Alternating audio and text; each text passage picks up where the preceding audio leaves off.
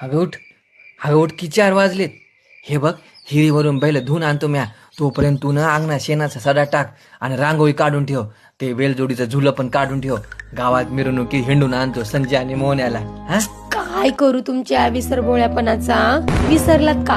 2 महिन्यापूर्वीच बैलजोडी विकून नवीन ट्रॅक्टर घेतलात की. अरे देवा, विसरलोच म्या. म्हणू लागले 4 दिवस थांबा, यंदाचा सण तरी होऊ द्या.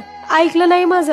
आता सणासुदीला फिरवा मारुतीच्या पाराला नवीन ट्रॅक्टर, घाला त्याला आंघोळ आणि चारा पुरणपोळीचा नैवेद्य. खरंच चुकलो म्या.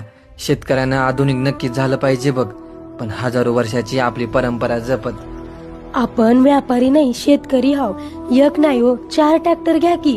पण शेतकऱ्याची खरी श्रीमंती, खरी शान ही दिमाकात डोलणाऱ्या त्याच्या घरामोरी खुटीला बांधलेले त्याची बैलजोडी आहे. म्हातारपणी बैल खुटीला मरावा,